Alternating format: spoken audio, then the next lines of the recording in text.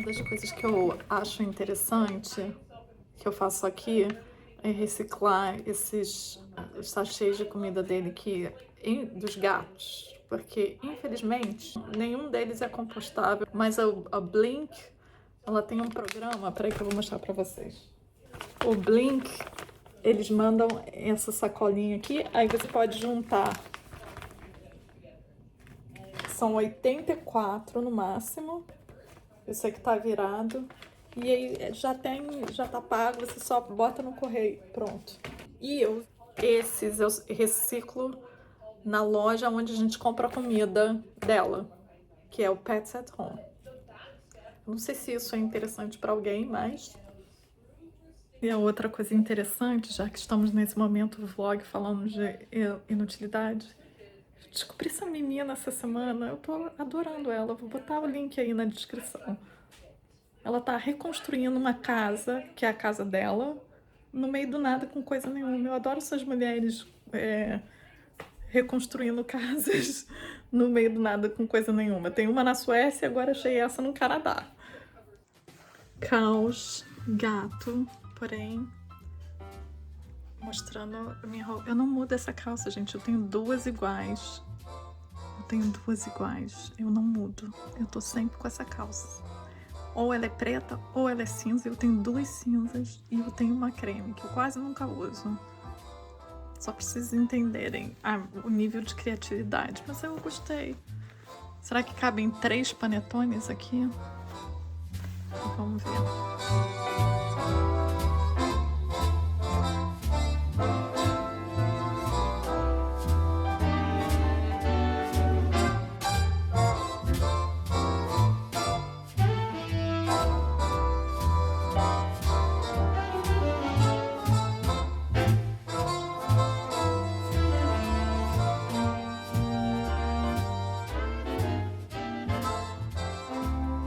Acabei de chegar do supermercado, aí eu comprei um treats, né, um presentinho para os gatos.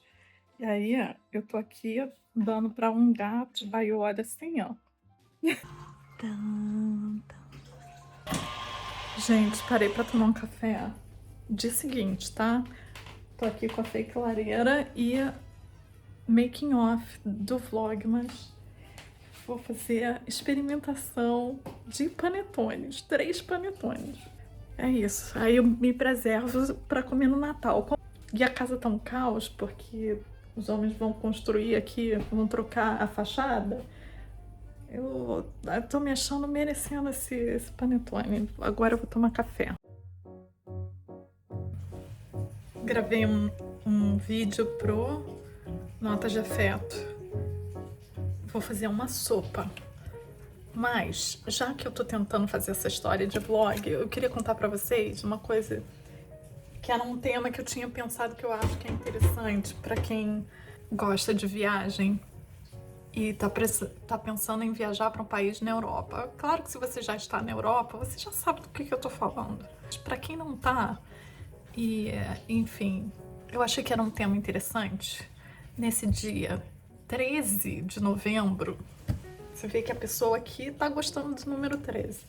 Falar disso aqui, gente, olha isso. 4h30 da tarde, não é o fim do mundo, mas para quem veio de um país tropical, de um Rio de Janeiro, isso é uma coisa pra gente levar em conta, sabe? Tem um vídeo, peraí, só um minuto, tem um vídeo maravilhoso.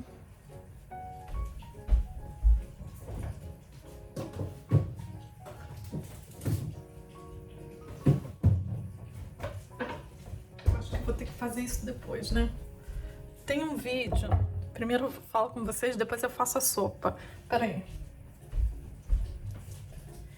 Essa é a minha máquina de sopa. É a melhor invenção do universo. Vocês vão dizer que bobagem. Usa um mixer assim, ó, pronto. Não, gente. Aqui você só mete todos os legumes, bota água e pronto. Eu amo essa... a gente usa tanto isso e na realidade faz outras coisas também. É que a gente só usa pra sopa. E sopa é uma coisa muito boa de se comer no inverno.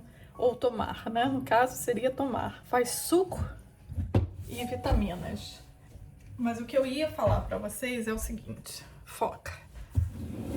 Falar sobre escuridão. Tem um vídeo maravilhoso da Ali, em que ela fala sobre inverno, sobre se adaptação no inverno. Ela mora em Amsterdã, que escurece antes daqui, ainda mais cedo ainda. Porque eu me lembro, quando eu morei não em Amsterdã, mas em Roterdã, no meu primeiro ano aqui, foi um baque. 3 horas da tarde, o que é isso? Então, e ela dá umas recomendações, eu não sei se ela ainda faz, que ajuda muito, a coisa da vitamina D, o horário de dormir, o que mais que ela fala?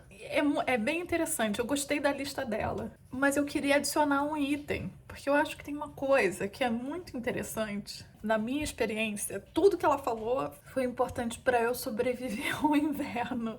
Tem uma coisa que eu faço sempre que é interessante. Acho que tem 2 coisas. Então, uma prática que eu adicionaria é dia 21 de dezembro. Oh, meu amor, se que sair. Porta, que ele fica desesperado. Dia 21 de dezembro é o solstício de inverno aqui da Oi. Mas, além de ser o solstício de inverno, uma coisa que me ajuda mentalmente é pensar: essa noite cagada, 4 horas da tarde, é ruim, mas tem um lado positivo. E dia 21 de dezembro é o máximo de escuridão que a gente vai ter. Então, a partir do dia 21 de dezembro, a gente só vai melhorando, até chegar à loucura que é o verão. Que eu sei que muita gente adora, mas eu fico um pouco cansada do verão, sabe? Tem esse marco do dia 21 de dezembro. Então, a gente agora em novembro, um dia você acorda, você leva um susto, tá muito escuro, você precisa fazer esse processo de adaptação para a escuridão, mas chega dia 21 de dezembro, você fala, pronto, agora a gente chegou no fundo do poço e agora só vai melhorar. Só vai ficando mais, o entardecer volta cada dia mais 1 minuto. Ou menos 1 minuto, dependendo do... Menos 1 minuto de escuridão ou mais 1 minuto de luz. Isso é uma coisa que eu acho interessante. Outra coisa que eu acho interessante, que é... Eu tinha que estar fazendo a minha sopa, gente. Mas a coisa mais importante que eu diria sobre essa adaptação ao outono e ao inverno, ou seja, a esse momento em que a quantidade de luz está diminuindo, eu gostaria de fazer um vídeo sobre isso, mas melhor organizado, porque de fato eu acho que é uma coisa interessante, tanto para quem só se interessa por saber de coisas do cotidiano da Europa, mas também para quem está viajando e para quem mora aqui. Eu acho muito, muito interessante pensar como as pessoas lidam com as mudanças de estação nos diferentes lugares no mundo. Inclusive em países que são semelhantes ao Brasil, né? Onde essa mudança entre inverno e verão, primavera e outono, não é tão drástica em termos de luz. Vocês estão entendendo o que eu tô falando? Mas, como aqui é muito drástico, não tanto quanto em Svalbard, quando a gente está falando de luz, mas é bem marcado, visto 4:30 da tarde, já está escuro.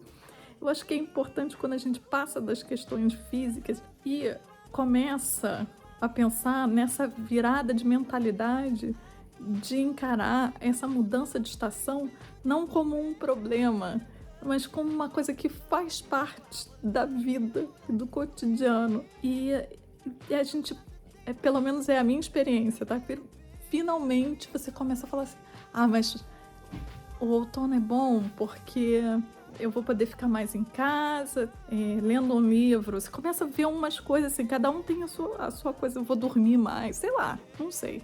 Enfim, vai de cada um, quais são as coisas que são interessantes em cada estação e abraçar essas coisas interessantes da estação.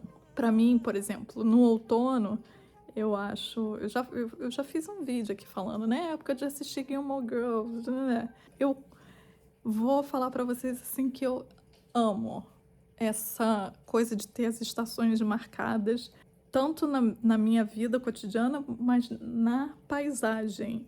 Enfim, eu achei que era um tema interessante esse. Quem sabe a gente não elabora no futuro. O que eu posso dizer é uma coisa interessante que eu tô pensando aqui agora. Quando eu viajava, quando eu morava no Brasil e vinha pra cá, eram só 15 dias, sabe?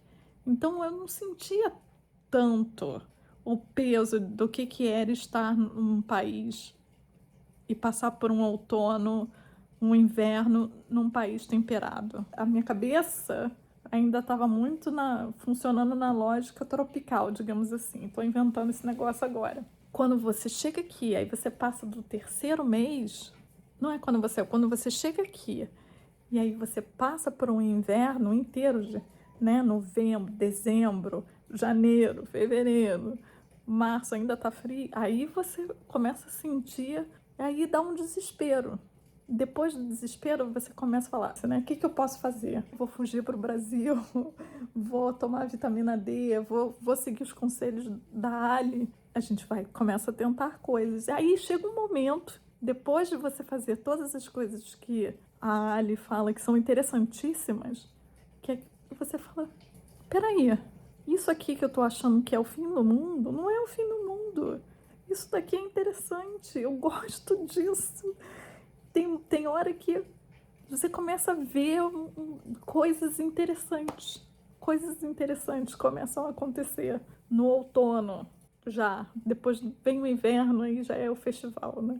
Mas você começa a perceber que você está aprendendo coisas com essa diferença, que você começa a saborear, a curtir. Você começa a curtir o outono e o inverno. E quando eu digo você, na realidade, eu estou falando eu, porque essa foi a minha experiência. Eu tenho certeza, eu conheço gente que continua não gostando do outono, não gostando do inverno. Eu tenho uma amiga que ela fala, o outono e inverno na Inglaterra é uma coisa horrorosa. Sempre que eu puder, eu vou fugir para o Brasil. E eu continuo morando aqui, mas não vou continuar fugindo para o Brasil. Então, existem 1000 possibilidades. Eu estou mostrando a minha. Vamos ver como é que a gente... Isso era para só ser um vlog, não era para ser um tratado sobre outono e inverno em Londres, mas o que a gente pode fazer, né? A pessoa que fala muito, eu falo muito, que eu me confundo.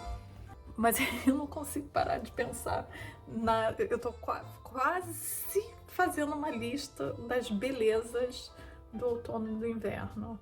Aí eu tava aqui escutando uma notícia e aí a menina tava falando sobre como os ingleses ficam mal-humorados quando chega o outono e como isso é uma questão de narrativa, né? Porque existem coisas belas. Eu falei exatamente isso, eu não acredito que eu parei de gravar. E a mocinha do rádio da BBC tá falando exatamente o que eu estava falando com vocês. Mudar a mentalidade, tem que mudar a narrativa. E... gente, tem tanta coisa. Eu vou fazer uma listinha para vocês dos tons amarelados, do clima, a neblina. Eu sei que tem gente que odeia a neblina. Eu acho a coisa mais linda do mundo. E eles falam aqui, tá? O tempo tá nublado o tempo inteiro. Mas isso não é verdade. Hoje estava sol, gente. É o sol de... Como é que é? Tem uma menina que mora na França que ela fala é sol de fundo de peça de teatro, sabe? Cenográfico. Que ele não tem função nenhuma, ele não tá esquentando ninguém, mas tá deixando um dia bonito. Aí você tá andando na rua, aí tem uma árvore vermelha, maravilhosa. Eu tenho uma relação com uma árvore que tem aqui no meio de Putney. Eu chamo a árvore de Red Lady. Ela é linda, vou botar aqui pra vocês verem, porque ela é uma coisa maravilhosa, entendeu? E quando que ela fica daquele jeito? Só no outono. E eu espero o outono chegar só pra poder ver a minha mocinha com folhas de cor de fogo. É uma coisa que pode ser boba, que não vale a pena pra ninguém, mas pra mim, eu acho eu estou tendo a oportunidade de ver essa árvore. É uma coisa incrível. Eu aconselho a vocês a fazerem o mesmo. Começa a procurar essas pequenas belezas, porque vale a pena. Vocês vão encontrar bastante coisa por aí. O negócio tá piscando. E é isso. Vou descascar batata. Já falei pra caramba, né? Hoje eu tô que tô. Hoje eu tô que tô.